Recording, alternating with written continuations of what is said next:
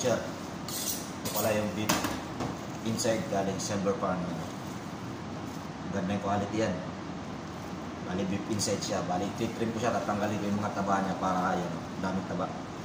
Para maganda yung ano niya mamaya. Tingnan nyo kung yung tsura niya pag na-trim na. Para solid na yung karne niya mga butcher. Tanggalin natin yung mga taba-taba niya. Tatanggalin ko yung unang layer nito. Ikot ko muna. Bali may unang layer to para maging solid talaga siya yung karne niya. Ito. Kita nyo yan. Yan ang unang layer niya.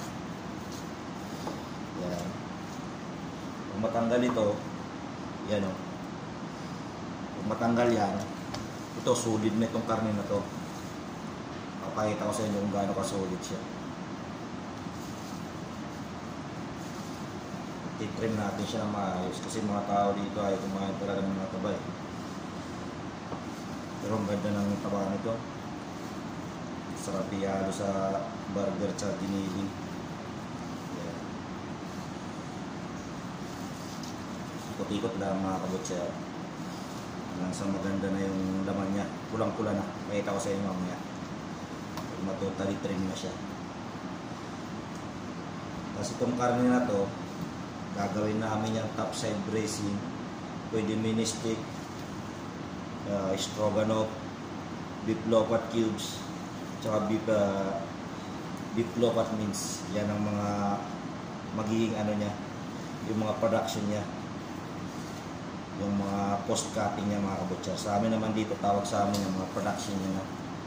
Bali daming ano yan, ito taba niya sa ilalim, sa babaw, tatanggalin lahat yan mga kabutcher. Kaya nahintay lang kayo hanggang makita nyo yung kagandaan ng karne na to.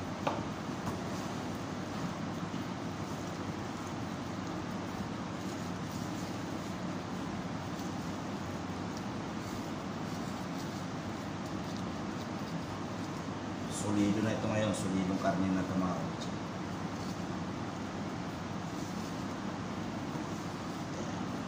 Pinala sa babaw at saka sa taas. Babaw, ilalim, tanggal yung taba niya mga kabutser. Bali, ganyan ang itsura niya oh. Wala na siyang gaanong taba. Ano na siya lopat. Papakita ko kung gaano kasolid yung karne niya. Yan. Kailangan cross yung cutting natin sa ano ng ano niya, line ng karne niya. Yan. Kita nyo di ba? Yan, solid na siya mga kabutser. Yan ang beef inside. Pwede gawing top side bracing. Trim natin ulit siya. Maraming ano to, maraming post cutting tsaka yung production niya. Yan. Mini steak, top side bracing, stroganoff, lopat cubes, lopat mince. Yan. Lahat yan siya. Pwede rin na top side roast.